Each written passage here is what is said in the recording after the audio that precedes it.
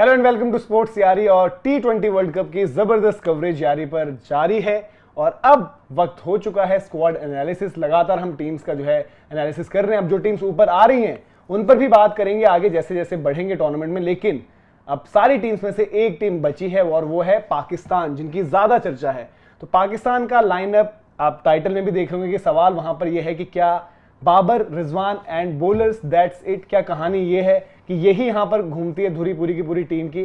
साथ ही फकर को लेकर जैसे सुशांत भाई ने भी अपडेट दी थी, ब्रिस्बेन में जो मुकाबला हुआ आखिरी वार्म अप मैच भी था, उसमें भी वो खेलते हुए नहीं दिखे। उसमें वो ड्रिल्स वगैरह जरूर कर रहे थे। तो अभी शायद लग रहा है कि डाउट है उनकी पार्टिसिपेशन पर। फिटनेस ड्रिल्स वगैरह जरूर चल रही थी जिसके असेसमेंट के बाद ही उन पर कॉल ली जाएगी। लेकिन शाहीन दिखे और जबरदस्त दिखे तो इस पर एक एक कर जो है बात करेंगे कि क्या लग रहा है किस तरीके। सुनील, क्योंकि सबसे ज्यादा जो है आपकी ही लोग सुनना चाहते हैं, तो इस टीम को कैसे देखते हैं आपकी इनकी प्रोग्रेशन वाइज, क्योंकि इंडिया के ही ग्रुप में भी है। इंडिया वर्सेस पाकिस्तान, अगर पिछले 3 मुकाबले देखें उनमें से 2 इन्होंने जीते भी हैं, जिसमें इनकी गेंदबाजी की बड़ी चर्चा रही और बल्लेबाजी से थोड़ा हल्का पड़ जाते हैं। बट वो भी इन्होंने जो है हमारे अगेंस्ट नवाज को ऊपर भेजा था 180 की चेज। तो ओवरऑल इस यूनिट की आप कॉम्पोजिशन को किस तरीके से देख रहे हैं और कहां तक आपको लग रहा है कि पाकिस्तान अगर प्रोग्रेस कर सकती है तो वो यहां तक होगा? नहीं, बॉलिंग की चर्चा जरूर थी, लेकिन जो ये इंग्लैंड वाला हमने जो गेम देखा उसमें थोड़ी चर्चा कम भी हो गई वैसे बॉलिंग की।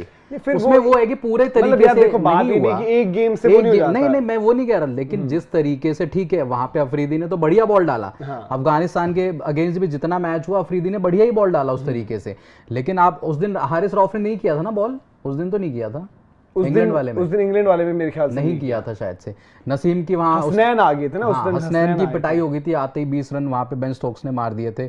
लेकिन वही है कि अगर वैसे आप बॉलिंग देखिए, अफरीदी, रऊफ और क्या नाम नसीम शाह और शादाब हो गए और आपके नवाज हो गए, तो देखने में तो बहुत अच्छी चीजें लगती हैं। लेकिन मेरे को वैसे कॉन्फिडेंस वैसे मैं बताऊं कि शाहीन के अलावा उस तरीके से नहीं दिख रहा है। हारिस रऊफ ठीक है, उन्होंने बोली बड़ी बड़ी बातें बहुत उस तरीके से करी हैं, लेकिन जब भाई वो डालेंगे, आई थिंक इंग्लैंड के अगेंस्ट वो डालते तो ज़्यादा बेटर समझ में आता, लेकिन उन्होंने बॉल नहीं डाला।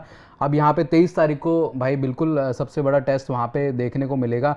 लेकिन अगर ओवरकास्ट रहेगा जो मौसम है और इस तरीके का बॉलिंग अटैक जो मर्जी हो, शाहीन ने जो कल ओपनिंग ओवर के स्पेल भी डाले थे उन पर भी मतलब थोड़ा ऐसा है कि यार बहुत ज्यादा हल्के में नहीं ले सकते यार। शाहीन का मैं वो कह रहा हूँ कि जो उन्होंने इंग्लैंड के अगेंस्ट भी डाला और जो यहाँ पे अफगानिस्तान, मतलब बिल्कुल ऑन द मनी जिसे बोलते हैं ना कि भाई एकदम सही डायरेक्शन में और बिल्कुल बढ़िया पेस के साथ यॉर्कर और बिल्कुल एग्जीक्यूशन एकदम परफेक्ट, वो पहले वाला ही लग रहा है। लेकिन भाई अब तैयारी तो यार रोहित शर्मा ने भी करी होगी, तैयारी तो केएल राहुल ने भी करी होगी, तैयारी हार्दिक पांड्या ने भी करी होगी, तो ऐसा विराट ने भी करी होगी। बट सारी चीजें ये है कि यार आप अफरीदी के अलावा मेरे को थोड़ा सा इतना कॉन्फिडेंस नहीं है कि सबकी पिटाई होने वाली, मेरे को ऐसा लग रहा है। बाकी आपको क्या लग रहा है कि कहां तक, बाकी उस पर भी आएंगे जैसे हम करेंगे, क्या इस टीम की कॉम्पोजिशन बस इतने तक ही है कि यहीं तक आप बात करेंगे बाबर, रिजवान और बॉलिंग? नहीं, दूसरा मनोज कहां तक जा सकते हैं? दूसरा मनोज ये भी है कि यार बाबर, रिजवान की हम बात जरूर करते हैं, लेकिन ये मैंने आपको एशिया कप में भी एक चीज बोली थी कि यार ये ठीक है रन्स बना पहले वो चीज बताएं ना, अब जो हम करेंगे प्रोग्रेशन उस पर तो एक एक करके प्रोग्रेशन कहां तक ये जा सकते हैं। को भी यस शो में थोड़ा सा वक्त दीजिए सब कुछ आपसे जानकर जो है आप हाथ खोल के भी बोल सकते हैं। नहीं भाई इस्तेमाल कर रहे हैं,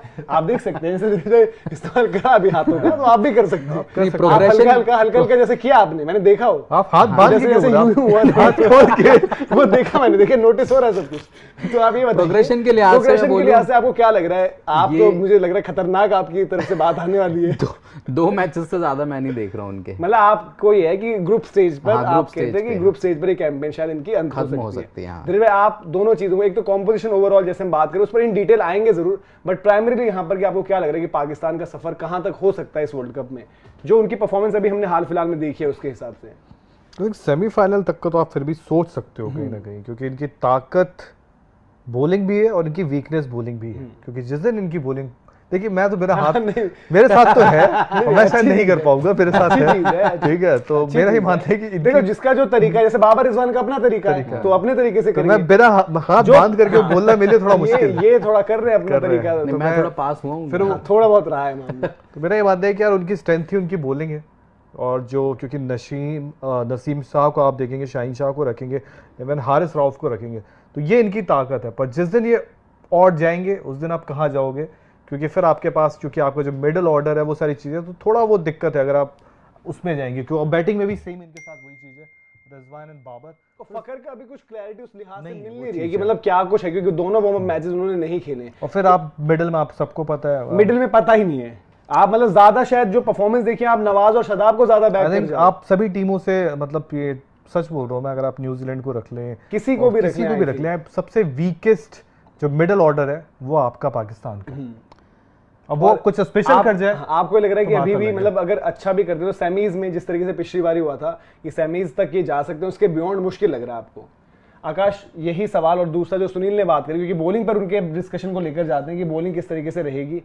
बॉलिंग क्योंकि पूरी दुनिया बात तो कर रही है और पेसर्स की उनकी बात कर रही है, तो सुनील जैसे कह रहे हैं कि एक डर उनको बस शाहीन से है। आपकी भी क्या यही सोच है और आप कहां तक देख रहे हैं कि पाकिस्तान आगे जा सकती है? नहीं, डेफिनेटली पाकिस्तान की बॉलिंग ही उनके लिए, जैसे कहते हैं ना, जो चाबी है सेमीज की या नॉकआउट तक पहुंचने की, उनकी बॉलिंग ही है।